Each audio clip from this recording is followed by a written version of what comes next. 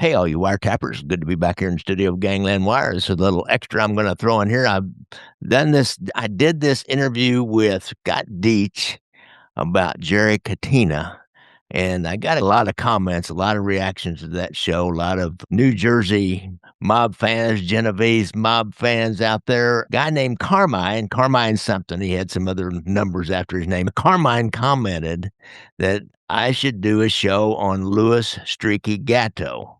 That was a New Jersey capo who was one of the Chin's best earners in the Genovese family. He had a crew down in New Jersey. And if you notice, one more thing, I was going to mention this before.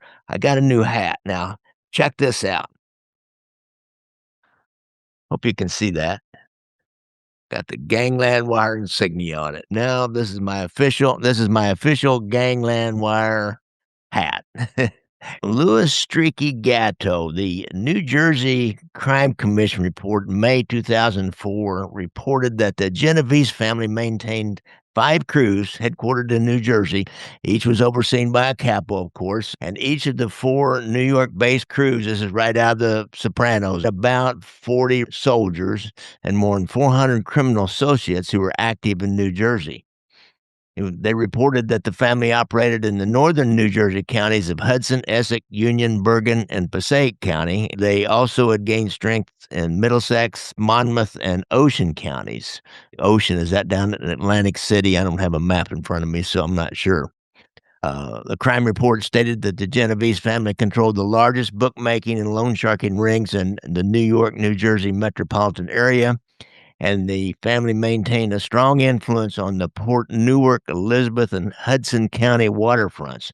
This report also identified the family consigliere, Lawrence Little Larry Dentico, as the person with the most extensive familiarity of the family's New Jersey operations, because he had been the top aide and to the former consigliere and New Jersey operations chief, Louis A. Bobby Mann. I did a show on Bobby Mann and Irwin Schiff and some of those plots, I don't know, sometime in the last year, I believe. This 2004 report identified the 5 capos at that time in New Jersey, and they were Tino Fuimara, who died in 2010, Angelo Prisco, who died in 2017, Joseph Gatto, died in 2010, Silvio De Vita, and Ludwig Bruschi, who died in 2020. Now, Streaky Gatto, Louis Streaky Gatto, he was always the favorite money earner of Vincent the Chin Gigante. Before he was promoted to captain, his New Jersey crew was led by a capo named Peter LaPlaca until the mid-1970s, and that's when Streaky Gatto took over the crew. Gatto was the boss of Bergen County with the help of his son, Joseph the Eagle Gatto, and his son-in-law, and a guy who keep coming back into this thing, and who was his top enforcer, Alan Little Al Grecco. I noticed a comment, somebody said that he was really half Polish. I think his mother was Polish and his father was Italian. Somebody correct me on that in the comments, if you will. Controlled large illegal gambling, loan sharking, bookmaking operations in Bergen and Passaic counties. These 3 guys used murder, violence, and fear to collect on these rackets and control everybody who was a bookmaker. You couldn't be like Chicago. You couldn't be a lone wolf bookmaker making money without these guys getting a piece of your action and working with you on it. They made sure that other rivals didn't take advantage of somebody that was under their protection. Gatto and Alan Grecco, Little Al, were indicted on 2 counts of murder for the murders of Arthur Belli and Vincent Mastretti. They also were alleged to be behind the murders of a guy named Handsome Jack Ciaranella, Johnny Lombardi, and Peter Adamo. In 1991, Streaky Gatto and Alan Grecco were sentenced to 65 years. Streaky Gatto's son, Joseph Gatto, was indicted on racketeering charges in the same RICO prosecution, but he only received 30 months.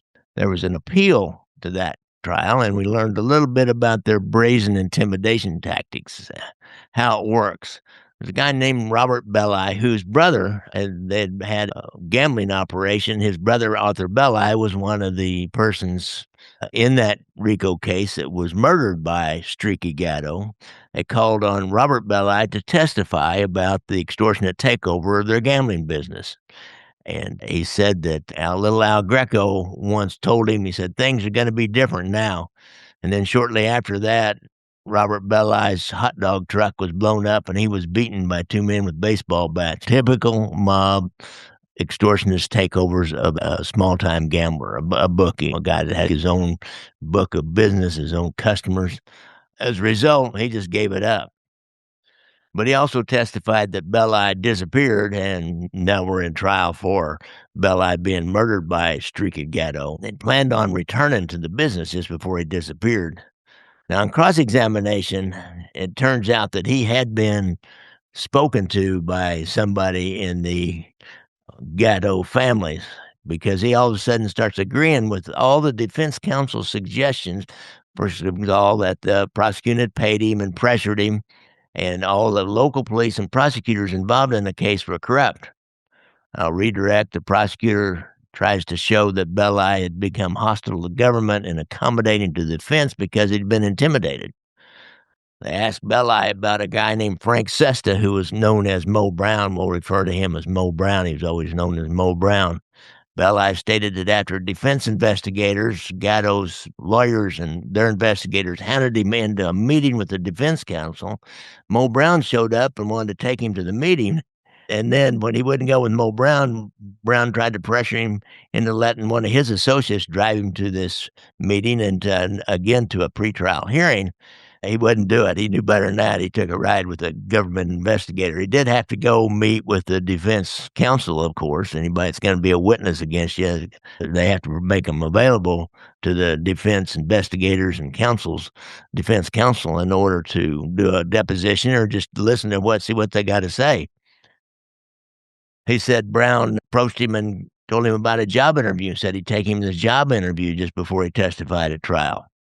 Said Brown had discussed the case with him more than once, and once said, "Isn't it a shame that little Al got 60 years in this case?" And he did get 65 years. And this all was coming out after they got their 65-year sentences. Little Al and Streaky Gatto, they just kept coming back. And then during the trial, the prosecutors got testimony from Belli that Mo Brown had been in the courtroom and standing directly in front of him several times, and that he looked at him with an unhappy look. Of course, the defense counsel objected to all that. They also introduced evidence that this Mo Brown was really closely connected to Streaky Gatto and little Al Grecco. They'd seen him in a surveillance near the social club, the Lodi Social Club, and seen him with other people in the defendant's gambling business.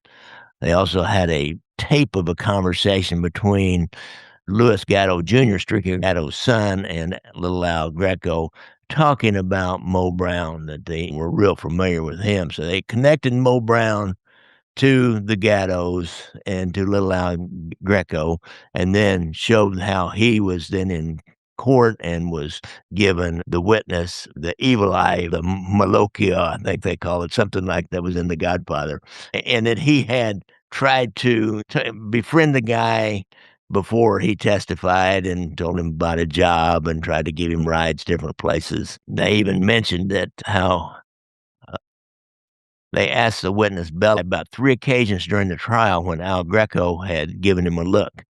One was before he testified, and Grecco passed by him in the hallway and he gave him a look. Defense is strenuously object to this, is irrelevant, and you can't really say that look was a bad look.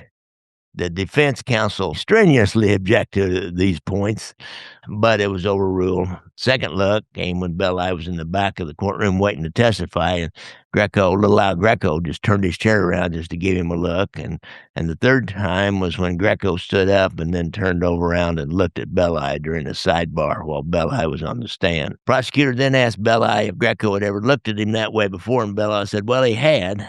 He said when he told him, little Al Grecco told him things are going to be different just before he beat him up, or had him beaten. And, of course, they strenuously object to all this. In the end, it did not do any good. In the end, little Al Greco still got his 65 years, and he didn't get a new trial or anything. A little story in regards to little Al Greco, the guy that was son-in-law to Streaky Gatto and was right under him. Really, it seemed like he was his main kind of enforcement guy and guy out really dealing, maybe underboss, under people guy that deals with people on the street. He made a connection with a notorious New Jersey con artist and mob associate, Tom Giacomaro. They wanted him to come in and be a made man supposedly in the '80s, and he didn't want it. He was independent. He knew better because once you come in, they're gonna take everything from you, and he was quoted as saying, "I don't wanna kiss the ring. Everybody's kissing Streaky Gatto's ring," he said, "except me." Giacomaro was in the trucking business with 2 of Streaky's crew, and they were making a lot of money. Streaky wanted to sit down. He wanted to bring this guy in because he was earning a lot of money. Giacomo remembers that they met at Vesuvius in Newark. I mean, that sounds just like the Sopranos, doesn't it? It's kinda he described the table and how it went down. He said Streaky sat at the head of the table with his sons right next to him, Joseph and Louis Jr., and his son-in-law, little Al Greco. And Giacomo remembered that Streaky was a skinny little guy who hardly said anything, but he said he had a ego big enough to suffocate the entire restaurant. Over again, now little Al took care of the business during this lunch. He pitched Giacomo on him joining the family plan, and Streaky, during this time, he made a big production of putting some $100 bills between his knuckles, he held up his fist, and the waiters came, and they kissed his ring and took the bill and said, "Oh, thank you, Don Luigi, thank you." During this lunch, he remembered that little Al once said, "We wanna open the books for yous. We got big plans for yous." He knew what that meant. He knew he was then gonna have to give 'em a percentage of his earnings and let them use his businesses to launder their money. Finally, he says, Giacomo says, "I told Streaky and I told little Al," I said, "What can you really offer me with that I don't already have?" He said it was like everybody just quit breathing. Just a dead silence fell over the table. He said he thought Streaky Gatto was gonna leap across his pasta and stab him in the eye with a fork. He didn't, he's in a public place, and he would later say, "I was gonna use them for everything they had, but never be one of them. I'll infiltrate their world all the way up the top if I can, but I ain't never being made because the only crime boss I wanna answer to is myself." Joseph Gatto, Streaky Gatto's son, was released in 1993, and he took over control of his father's crew. He expanded the crew's gambling operations and introduced, brings it into the 21st century, so to speak, the use of pagers and cell phones. And by 1999, he gets convicted again on some illegal gambling charges and took a plea deal. And at that time, he did admit that he was a capo of the Genovese family. Gambling is getting lesser, lighter sentences by then. He had a pretty light sentence. He gets released again in 2003, but a year later, he's indicted in 2004 for running something called Catalina Sports, which is an offshore wire room in Costa Rica. Supposedly, this thing was taking in $300,000 to $500,000 profit per week. These Gattos, they were money earners, that's for sure. That conviction gets overturned, and by now, 2005, they did try him again in 2008. I don't even know what happened. He'll die in 2010. He'll never go back to jail again, and nobody cares about gambling by then because it's getting opened up all over the place. Streaky Gatto, who originally started talking about his father, died in prison in 2002. He never got out after he got that 65-year sentence from his RICO and murder convictions. So that's a little bit about Louis Streaky Gatto, and Carmine, thanks for suggesting that. So I hope y'all like this story. I hope y'all like my hat with my Gangland Wire logo on it. Talk to you later. Thanks, guys.